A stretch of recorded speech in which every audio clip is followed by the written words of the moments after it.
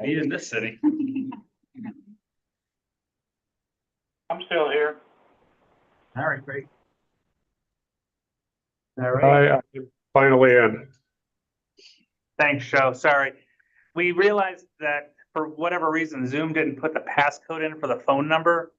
But I know if you scroll down, if you click, there's like a one click connect if like you're on your smartphone, that it'll put all the numbers in. So that's where we found where that number was. But we'll see why that's not doing that and fix that for next time so you don't get stuck. Hey, no worries. Natisha's the fourth member, but we haven't seen Natisha today, so we'll just keep going.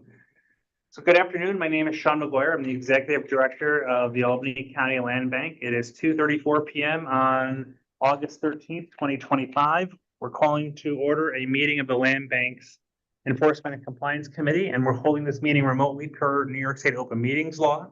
This meeting is available on the Land Bank's YouTube channel for listening and viewing. Today on the call participating in the committee, we have the following board members: Charles Toohey, Joseph Seaman Graves, and Sam Wells. Natisha Alexander is absent. For the Land Bank staff, we have the whole team here, including myself, Lynette, Sue, Lillian, and Shelby. The agenda was circulated ahead of time and contains a number of items. The first is a review of the minutes, and they reflect the meeting of the committee from July 9th. Hopefully we all had a chance to review those. Are there any questions, suggestions, or amendments to those minutes as presented? And if there are none, I would just need a motion to approve those to our records. None here. I'll make a motion. All right, motion by Sam. Is there a second? I'll second. Second by Joe. Any discussion? Otherwise, all those in favor say aye. Aye. Aye. Anybody opposed or any abstentions? All right, the motion carries. Thank you very much. We'll move on to the next item as I switch screens here, which is a review of enforcement and compliance actions. And I'm excited to have Lillian walk us through these. Thank you, Lillian. Hello, thank you. I'm excited to go through the first item here. Item 3A is 61 Main Street in Cohoes. The applicant number is 1678, and the brief description is that the buyer completed the final inspection with us on the 10th of June this year and had expressed interest in selling the property previously. A valid CO has been received and the prospective buyer was successfully vetted. The board previously approved the resale of 61 Main Street and authorized the release of the enforcement mortgage. Although the 5-year reverter clause has sunset, the buyer's title company is requesting formal documentation of its release to clear title. So the staff recommendation is to approve to formally release the reverter clause in accordance with the title company's request. Any questions or discussion? I'm okay with it. Yeah, I'm good with it too. Yeah, I think looking at the pictures, I like these ones because we see what happens at the end. I think they did a very nice job in that. Yeah, that's great. Okay, perfect. Going on to item 3B. This is 516 Yates Street in Albany and applicant number 3425. Buyer has requested a release of the reverter to secure financing. The enforcement mortgage release is pending receipt of CO from the city of Albany, and there are no code violations and no outstanding taxes. So the staff recommends approval to release reverter clause upon receipt of CO. All right. Again, another successful rehab. This one, I think this is one of the earliest ones I had been in when I first got here to take a look at because we had some violations with the stairs there. So we're glad to see this one complete as well. Yes, this one Yeah. is ready. This is awesome. Nice job. Perfect.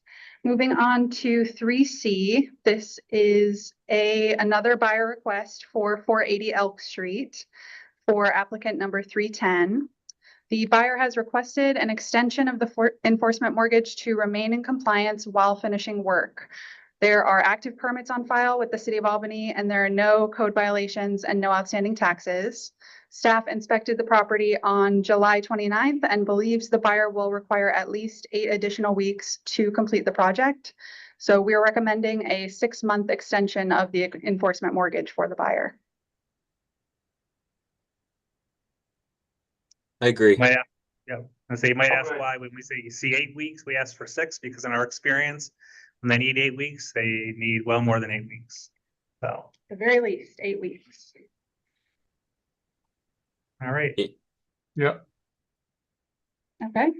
Any questions on that one? Nope, no questions here. I think it makes sense, and we're familiar with this buyer, so Okay. they'll get it done. Perfect. Moving on to the first staff request, item 3D. This is for the property at 55 2nd Avenue and for applicant number 307.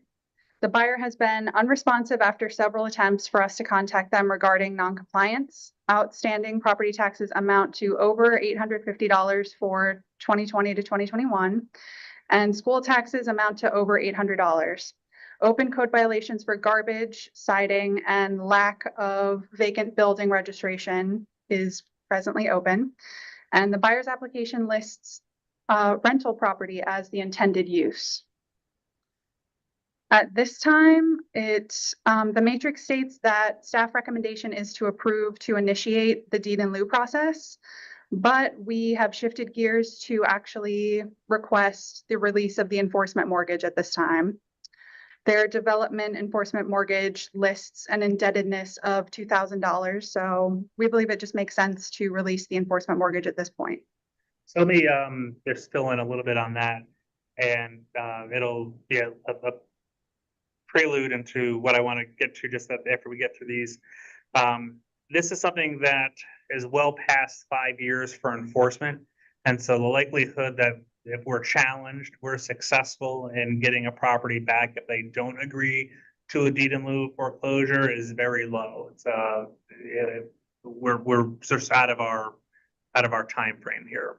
So, we can try to get this back, but, I think if they're not willing to sign it over and they haven't been responsive, I think that we have to make a decision of whether or not it's worth the value of the enforcement mortgage is $2,000. So is it worth our time to continue to chase down something that has a face value of $2,000, realizing that the outcome might just be that we rack up legal bills to get this property back, and all we do is end up with a judgment against somebody, for a mortgage value of $2,000. So that's sort of where, we're trying to take a look at these things a little objectively, but also, realizing that there was a point in time where the land bank was moving quick to sell property. And so, our enforcement program probably wasn't the best that it could be. And then we're making a lot of changes, thanks to Sue and thanks to Lillian to get a lot of those pieces right. So this is just one of those older ones that's lingering out there. So that's where we are. We could begin that process, but at the end of the day, if we don't get anywhere, we would probably just suggest filing a release. We won't even notify them. We're just going to go have the release of our enforcement mortgage filed. There's no way we could foreclose on the property and get it back. We could, but if they come in with even a response that says, when they got this, we're gonna get kicked out really quick. I mean, we could just get summarily dismissed, without really getting our chance to be heard, because the 5-year period for us to act on our enforcement mortgage has passed.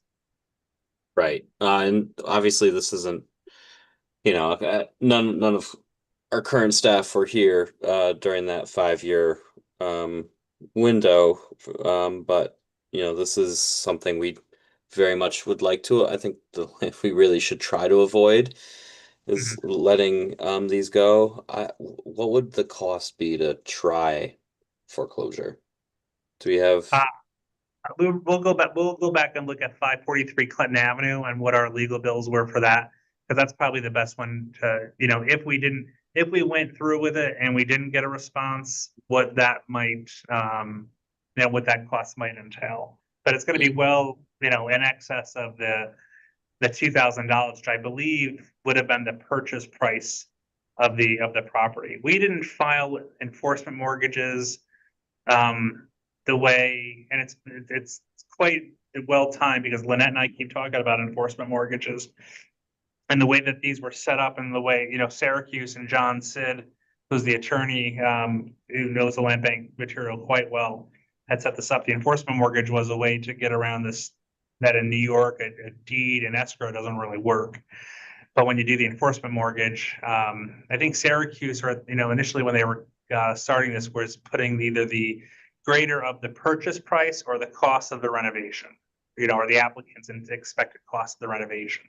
And so that's what the mortgage was valued at. So in this case, on $2,000, yeah, that was probably the purchase price. I don't have it in front of me, but I'm gonna guess that's the purchase price. Right. I'm not interested in $2,000. That's not something I really care for. And if that's all we can get, then by all means let it go. But really, I really would like to control for the property and make sure it doesn't go back through the tax foreclosure cycle, because that's what it's looking like it's heading towards.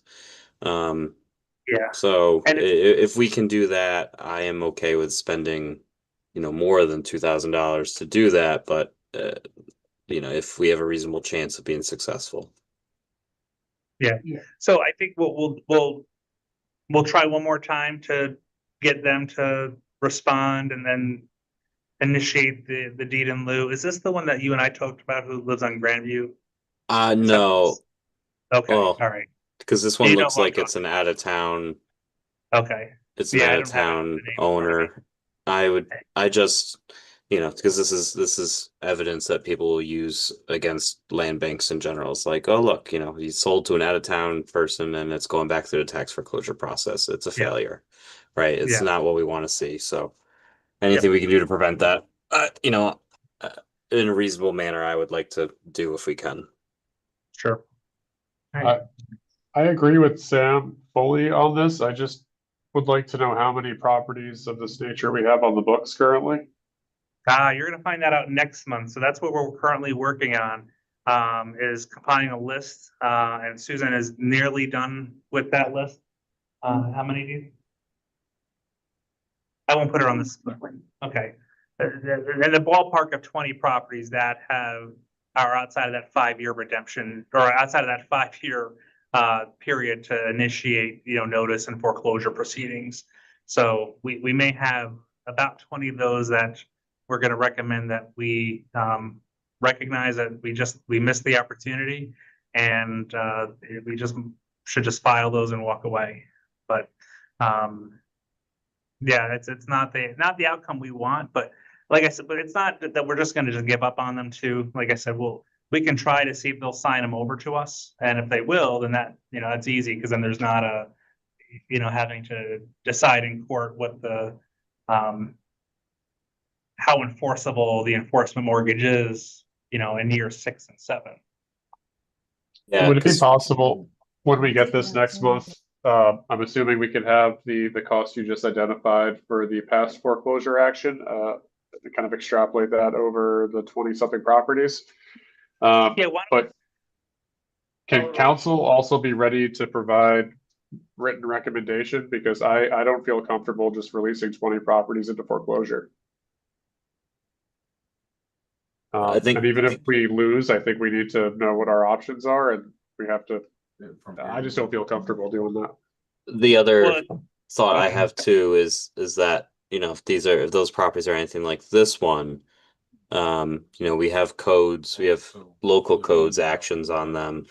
That's something we could certainly condition if local code enforcement and local corporation council have been able to get in touch with the owners. That's a settlement condition, or a condition of, judgment that the city could pursue, that no, the owner turned this back over to the land bank, kind of thing.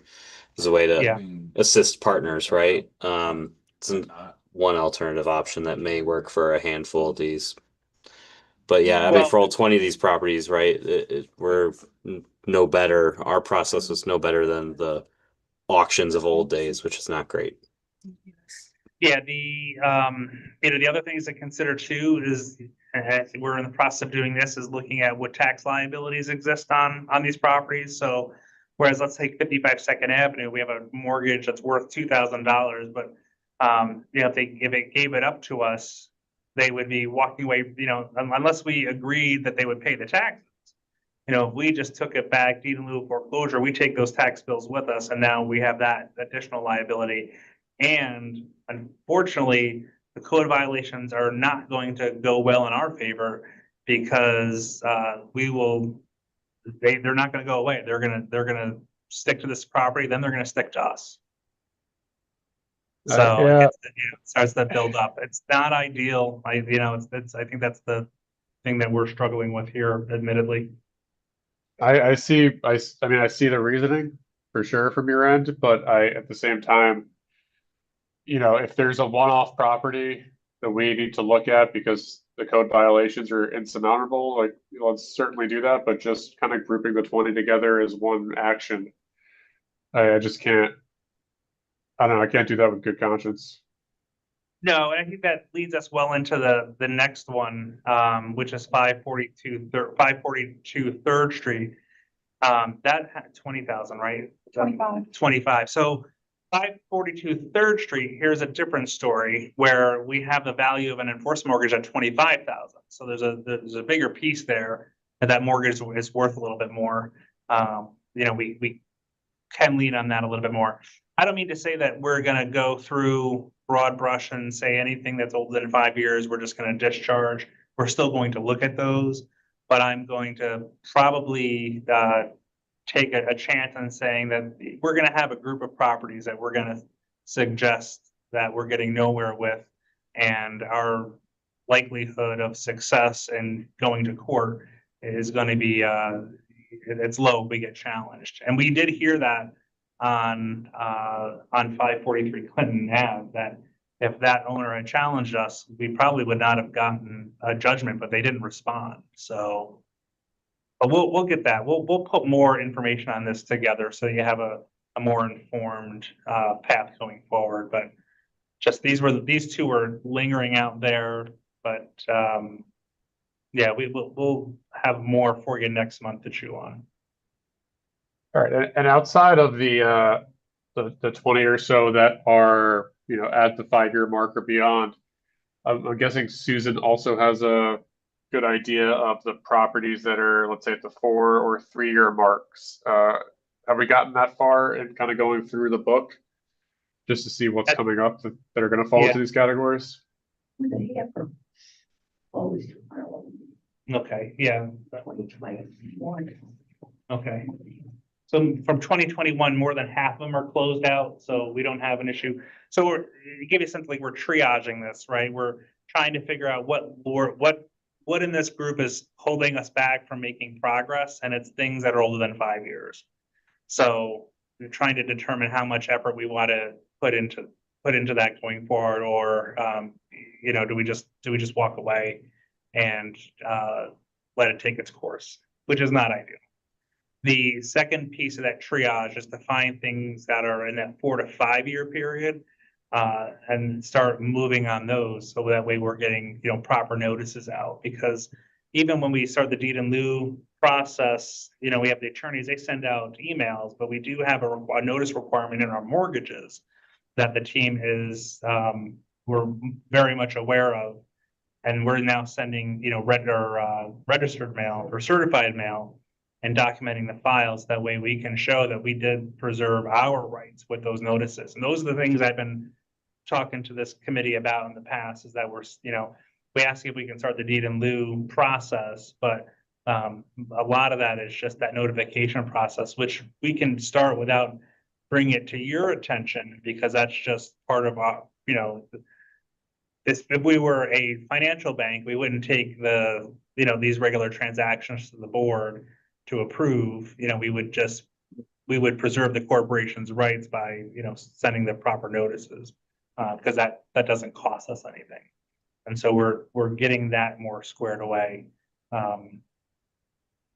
Throughout this, it's been a multi-layered approach using different tools, and then looking at, how we've used some of our tools in the past and how we improve upon them.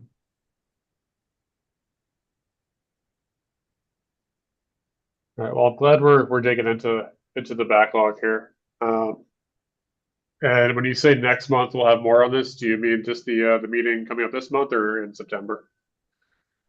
September's committee. Okay, Yeah, we'll get that. We'll get more of that information about, what it's cost us in the past to do a foreclosure process versus, what a typical deed in lieu of foreclosure looks like, and then get some of those numbers together about things that are 5 years or older. I think we could probably get the 4 to 5 year numbers, and then we can, in a group, tell you anything that's newer than 4 years. We're less concerned about those, but we do have to start acting on them, because if we know they're in default in year 1, we don't want to wait till year 3 to tell them that, because again, tax bills pile up, violations pile up. We want to act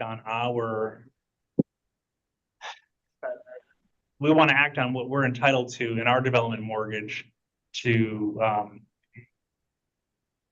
preserve the integrity of the process and not put ourselves at risk of a big bill if we decide to take something back. Just trying to reduce our exposure, I guess, probably the best way to put that. all right. Well, thank you for your work on this. Yeah, I would say that we've looked at this a lot, and I think as a team, we feel a lot better as to where we are today than maybe 3 months ago, when it was probably when we really started to dig into this. Yeah. Awesome. Oh, Looking yeah, forward and I'll to let hearing more yeah. next month. I'll let Lillian finish up on that last piece on 3rd Street. I started to dig into it, but she didn't go through the full presentation. Just to officially finish it out, we're on agenda number 3E. This is for the property 542 3rd Street for applicant number 1433. The description is that the buyer has been unresponsive to staff's multiple attempts to contact buyer regarding noncompliance. Buyer verbally expressed wanting to return the property to the land bank in 2022. However, buyer refused to submit a written request. Therefore, we were unable to proceed with that action.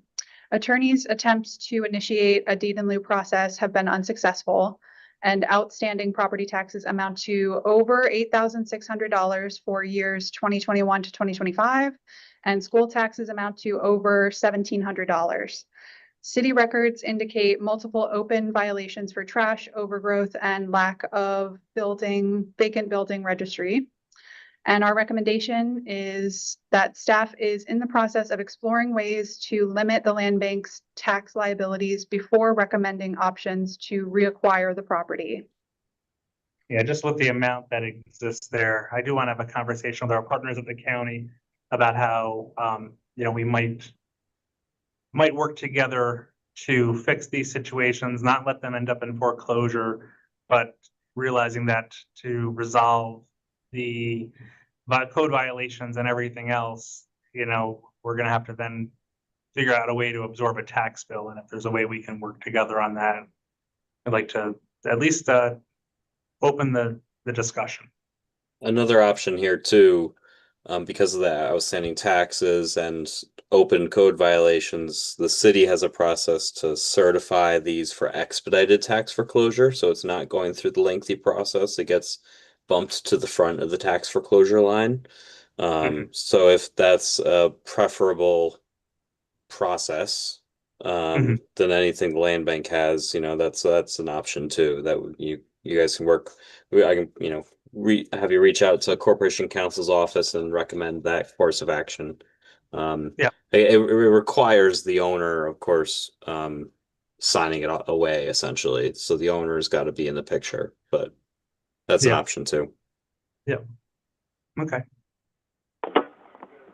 Any other questions or items for the committee? We don't have anything here at the staff level, but. Nothing else here. I already emailed you guys earlier about 402 Madison, so we're all good there. Okay. All right. Well, no further. Oh, go ahead. Sorry. No, sorry. I was just gonna bring it up next time. Nothing here. Okay. All right. All right. Well, if that's it, we'll hold this committee adjourned at 3:55 p.m. and we'll see everybody next week for the board meeting.